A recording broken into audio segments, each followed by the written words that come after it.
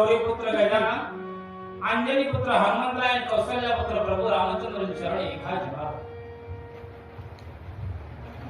ब्रह्मपत्रिकेतला 8वा अध्याय. या 8व्या अध्यायाचे निरूपण या ठिकाणी सुरुवात आहे. ब्रह्मपत्रिका म्हणजे काय? हनुमंतानं जे काही लंकेमध्ये जाऊन जो काही पराक्रम केलेला आहे त्या पराक्रमाची गाथा स्वहमुखाने न वर्णता ब्रह्मदेवाकडे जाऊन, हे ब्रह्मदेवा, मी जे काही केलेलं कार्य आहे, मी जे काही केलेला पराक्रम आहे, त्या पराक्रमाची जी काही गाथा आहे ते तुमच्या हाताने लिहून द्या. मी सांगणार नाही. मला स्वामी वाट पाहत आहे. माझ्या रामाला आनंद त्या ठिकाणी विपरीत करायचा आहे, मला जायचं आहे आणि ते पत्र मला द्या म्हणल्यानंतर ब्रह्मदेवानं हनुमंताने केलेल्या पराक्रमाची गाथा लिहून दिली. आणि सौमित्र असा असणारा उर्मिलापती लक्ष्मण वाचू लागलेला आहे. आणि ब्रह्मांडाचा मालक प्रभू रामचंद्र श्रोते म्हणून ऐकू लागले महाराज. म्हणून श्रोते हे महेश्वराची मूर्ती आहे. बरोबर आहे? देवाची उपमा दिली आहे श्रोते लोकांना. तसा वाचक असणारा सौमित्र आणि ऐकणारा ब्रह्मांडाचा मालक राम ऐकू लागलेला आहे. कथेचं अनुसंधान काय आहे?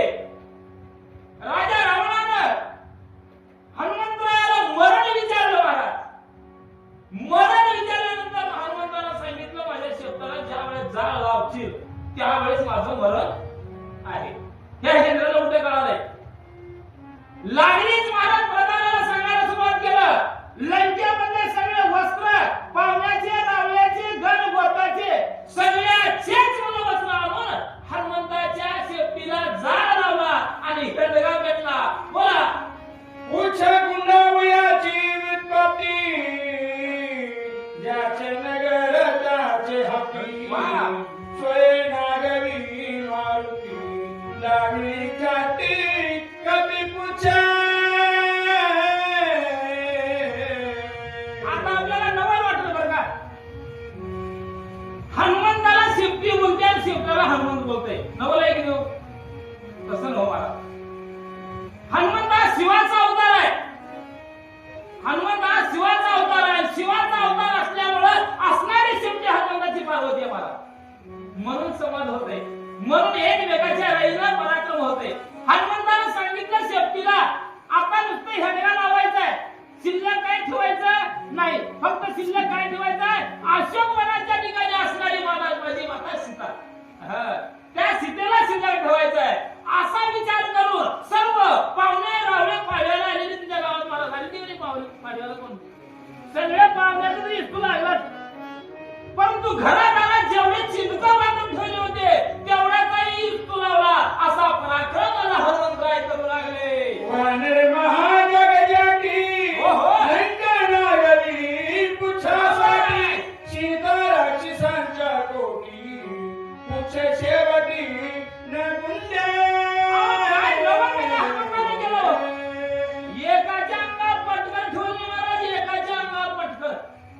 पाहुणा रावळ्यांना नारवलं, सर्व राक्षसांच्या बायका नारवल्या, राक्षस नारवले. अहो बाहेर फिरायला लाज वाटू लागली. अशी दयनीय अवस्था माझ्या हनुमंतरायाच्या शेपटीने केलं. पुच्छ गुंडीचा पै कैवारे, आजारी कादी कुवारे, आयची ख्याती लागली माझी, मरण रोकडे राक्षसा. आता काय बाहेर फिरावं तर तोंड दाखवायला लाज वाटू लागली. फिरावं कसं? नागू उघडे केलेलं आहे. जगाला तोंड दाखवावं कसं? कुणा जाऊन जावं? कुणा पावल्या नावाला जाऊन गेलं तर पावल्या नावाला नाव ठेवणार आहे. बरं लंकेच्या बाहेर जावं तर हनुमंतराय आपल्याला सोडत इशिलाच बसले महाराज. शेपटी घेऊन आले की झालं का? आले की झालं का? मग आता जावं कुठं? काय करावं? म्हणून मरण आले रोकडे. आता मेल्याशिवाय गत्यंतर नाही हा विचार सर्व राक्षस लोक करू लागले. नाही झगडा ना भांडण आहे, करीता कधी पुच्छाची वेष्ट, तुने बाळ केला रावण, ऐशी गाडी अंगवण हनुमंता. हनुमंताने का हातात गुराळ घेतलं? का हातात वृक्ष घेतलं? का हातामध्ये डोंगर घेतलं? निवांत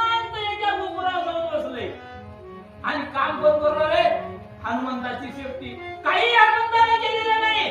कसल्याही प्रकारचं कष्ट त्या ठिकाणी हनुमंताने केलं नाही. आणि कष्ट न करता आज या लंकेची वाताहत झालेली आहे. काय करावं, कसं करावं, जाणते लोक विचार करू लागले.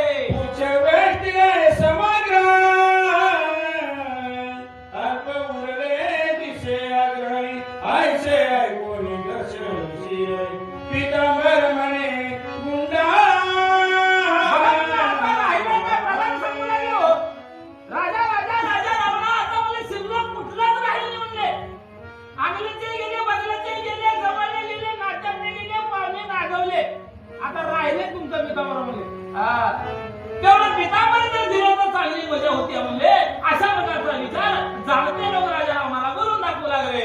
इंद्रजित प्रधान समवेत रावण संतोष चित्त उच्च आहे मरे हनुमंत उच्च समस्त वेष्टीरे. कारण हनुमंताने सांगितलं माझ्या शब्दाला जाळ लावल्यानंतर माझं मरण आहे. आणि मरण जर नाही आलं तर हे वानर गप जात. सगळं कोणाला मरण पुढे आलेलं राजा रावणाला. परंतु उसना अवसान घेतलं नाही म्हणले. आता काही केल्यानं जमणार नाही, ह्याला आणि जाळ लावावं, कुठलं गावाला काहीतरी आणावं. अशा प्रकारे विचार राजा रावण करू लागला. मार्ग पितांबरे श्वेतांबरे आणि पटकुळे मनोहारे कुंडिता दीक्षोवांबरे उचेन भरे कबीचे. काय 14 चौकडाचा राजा महाराज, लंकेचा राजा रावणाला आणि महाराष्ट्र राज्य सुरपण केला. आणि खाली भाचे ऐराव मैराव एवढं राज्य कारभार, एवढं लखपती धनपती, 14 चौकडाचा राजा 9 ग्रहाला पालता घालून उरावर गेला होता महाराज. एवढं काही कमी होतं का हो? परंतु परस्त्रीची अभिलाषा केल्यामुळे एवढं भगाती पाळी आले. म्हणून जीवनामध्ये परस्त्रीची अभिलाषा कधीही करू नये. तुम्ही परमार्थ करा, परमार्थ करा. पण परमार्थ करत असताना परमार्थ सोपा आहे, करणं सोपं आहे, पण टिकवणं अवघड आहे. टिकवणं अवघड आहे. आता आम्ही एवढं परमार्थ करून लहान वयापासून कुठल्या बेरबार उभाला जमत नाही, पुन्हा एखाद्या स्त्रीला बोलायला जमत नाही. बरोबर आहे का? कारण एखाद्या स्त्रीला जर बोलू लागलं तर काय ती महाराजांची भानगड म्हणजे सरळ बोलते ती महाराज. म्हणून परमार्थ करणं सोपं आहे आणि टिकवणं अवघड आहे. राजा रावण विचार करू लागलेला आहे. आता मला सगळंच गेलंय, पण आता पितांबर काढू, सगळ्याचे वस्त्र अलंकार काढू आणि हनुमंताच्या शेपटीला जाळ लावू. अशा प्रकारचा विचार पुन्हा त्या ठिकाणी राजा रावण करू लागला. इंग्रजीत अतिशय धाकताय जरी वाचलाय हनुमंत तरी समजता करी रघात उच्च जनार्दे मारवा. हे वानर महाबलाढ्य आहे. कारण ह्याला इंद्रजिताला सुद्धा आठवलेलं ही नाव वानर म्हणलं. 33 कोटी राजा, देवाचा राजा इंद्र, त्या इंद्राला बांधून आणलेला माझा मुलगा इंद्रजित, त्याचं नाव अगोदर मेघनाथ होतं माय. आणि अशा इंद्रजिताला सळोकी पळाया केलेला हा वानर आहे. म्हणजे आता याला मारलंच पाहिजे आणि याच्या शेपटीला जाळ लावलंच पाहिजे. पुन्हा अशा प्रकारचा विचार राजा रावण करू लागला. रावण धाटे मानसी जे पूछन गुणे पैमा तरी केवी मारवे हनुमंताची म्हणून मुक्सा मुक्षी सुंदर.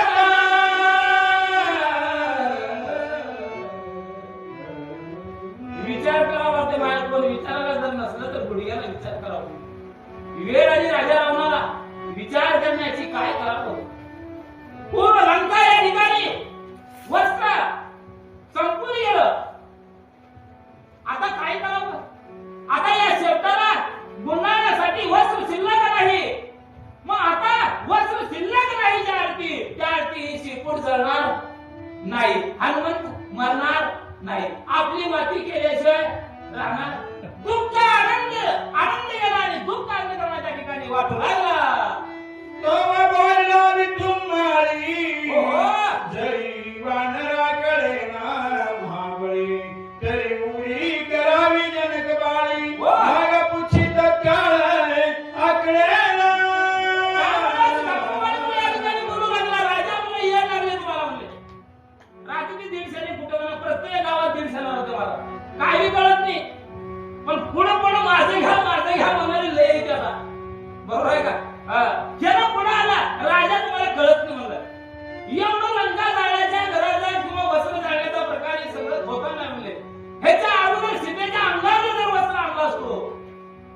वानर मेला असतं. एवढं सामर्थ्य वैद्याला सुद्धा आमच्या सीताबाईच्या साडीचं सामर्थ्य कळालं मला. परस्त्रीच्या साडीत केवढं सामर्थ्य राहतंय ते या राक्षस लोकांना कळालं आणि राजारामाला सांगू लागला आश्रमपणाच्या ठिकाणी जावा, सीतेचे वस्त्र काढा आणि या शेपटाला लावा, तवा हनुमंत मारणार आहे. बोला आईचे ऐकता हनुमंत मग सावरले नंदिनीच्या पुच्छाते तव दूत सांगती रावणाते जे आम्ही पुच्छाते आकडिले. हनुमंतानं ऐकलं बरं का. आता माझ्या मातेचं वस्त्र आश्रमपणाच्या ठिकाणी जाऊन आणणार आहे. शेपटाला आज्ञा हनुमंतानं दिलं. शेपट आजात हळू बारीक फुललं. त्यावेळेस प्रधान जाऊन सांगू लागले, आनंद वाटला, ए राजा रामा. अरे म्हणलं आता आपण जिंकलो म्हणले. वानर आता मरणार आहे, जिंकून आटकून झाले. अशा प्रकारची आनंदाची बातमी राजा रावणाला प्रधान लोक सांगू लागले. आम्ही सेवका पूर्वी पुछे करीने समूळी म्हणून पिटली सर्वी काळी केला समूळी गडगर्जा. आणि आमच्या मुखात कधी राजापेक्षा प्रधान श्रेष्ठ ते महाराज. बरोबर आहे का. राजापेक्षा निर्मलच हुशारी घेऊ. पहिलं बसून चालत आले. प्रधान लोक म्हणू लागले, राजा म्हणून तुला ये लागले म्हणले. प्रधान असून आम्हाला घेऊन शिकून आखून गेले हनुमंतानं. परंतु सीतेचं वस्त्र जाळणार आहे म्हणून हनुमंतानं सीते आखून गेले. माझ्या मातेला उघडं का करावं. परंतु या हेंद्रा प्रधानाला वाटू लागलं, हवाला घेतलं, घेऊन शिकून आखून गेले. विजय आपला निश्चित आहे. तव रावण सांगे अति क्रोधाते अग्नी लावारे पुच्छाते मग अनुनी लोहकाराते लाविले भाते अग्निसी. प्रधानानं सांगितलं त्यावेळेस महाराज क्रोधान्वित राजा राहून झाला. म्हणले आता माझ्या मनाची कामना म्हणजे पूर्ण झाली. म्हणजे आता वानर मरणार आहे. अरे काय वाट पाहू लागलो. लोहाराला भाता लावा आणि त्या शेपटीला अग्नी लावा आणि वानर मरू द्या. अशा प्रकारे आज्ञा प्रधानाला राजा रावण देऊ लागले. लंकानाता सुख समेई पुछ करावया होळी हनुमंत मारावा महाबळी अग्नी जवळी स्वयाला.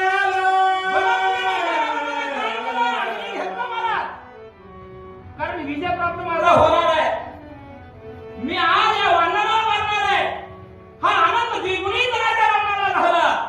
अग्नी घेऊन म्हणजे त्या ठिकाणी आला आणि अग्नी घेऊन आल्यानंतर शेपटाला लावायला गेला. त्यावेळेस काय घडलं. अग्नीच्या पोटात कियो अपमानावा रंगानात तव त्याची करू आहे हनुमंत तो गुयात अवधारा.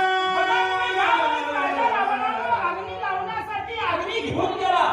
त्यावेळेस चमत्कार हनुमंतराय करू लागला. कुठला चमत्कार केलं, काय केलं हे पुढील वेळच्या ठिकाणी तुम्हाला सांगतो. म्हणून या ठिकाणी नाथ बाबा तुम्हा आम्हाला सांगू लागलेले आहे. तया काळी हनुमंत विनविली पित्याते जे वायू सखा अग्नीते तरी ज्वाळाते ते होऊन दी. बघा म्हणजे महाराज त्या ठिकाणी हनुमंतानं काय केलं.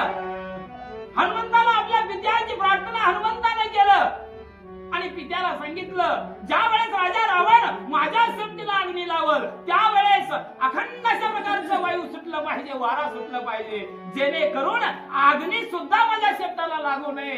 अशा प्रकारची आज्ञा महाराज हनुमंतानं आपल्या पित्याला दिलेला आहे. ज्वाळा होऊन येथे ऐसे नमोनिया वायू ते अपमान वाया रावणाते कधी पुच्छाते खवळला.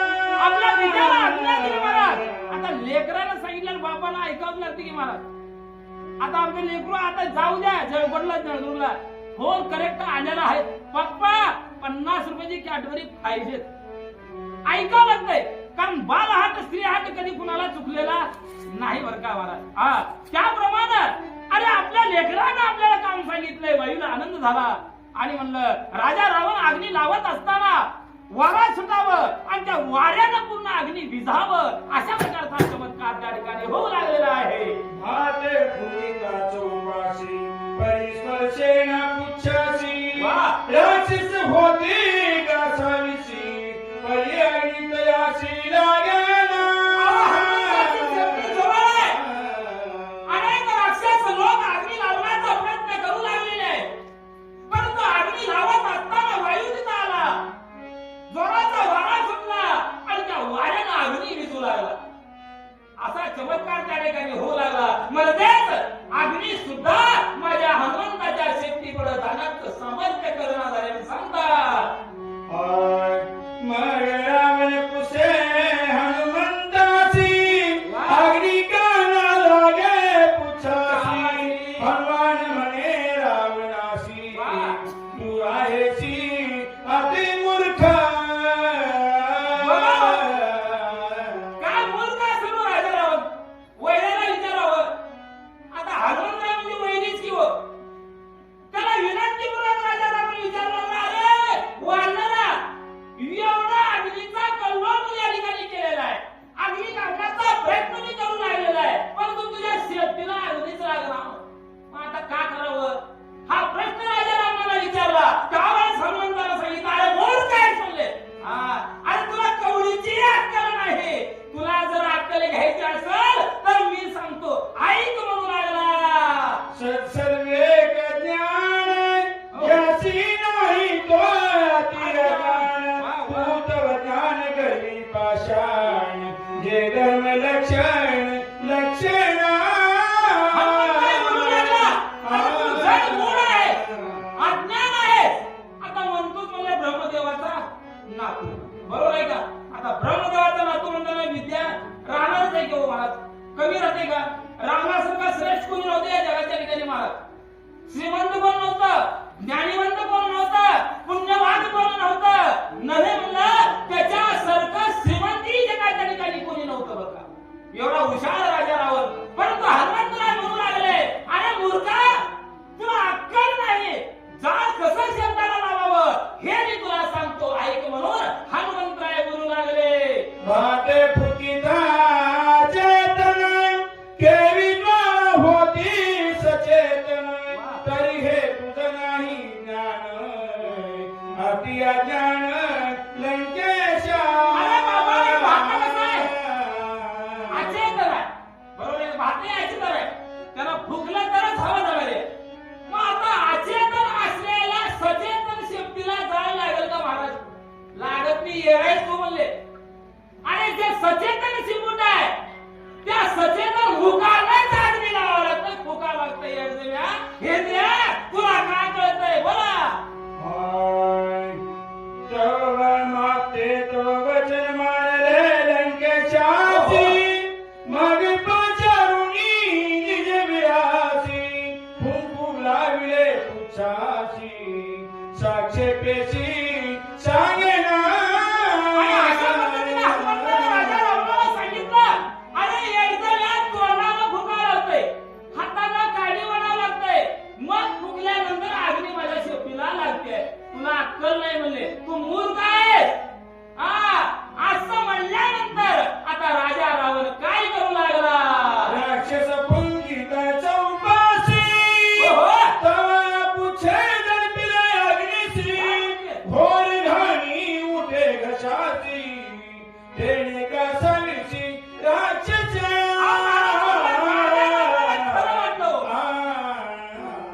गाडी लावला, तोंडाला फुकायला गेला, भडकन भडका झाला अग्नीचा महाराज. दाढी मिशा जळाल्या, डोळ्यात धूर गेला, श्वासोश्वास बंद झाला. दैनी अवस्था राजा रावणाची झाली म्हणतात. घोर घाणी अति प्रबळ डोळा सुमे मुखी लाळ. आणि उर्ध्व श्वासे खोकती सकळ हलकल्लोळ मांडला. दैनी अवस्था राक्षस लोकांची झाली. डोळ्यामध्ये पाणी येऊ लागलं, श्वासोश्वास बंद झाला. मधला जीव मध्ये, खालचा जीव खाली, वरचा जीव वरी, अशी अवस्था झाली. आता या संकटातून आपण दूर जाऊ शकत नाही.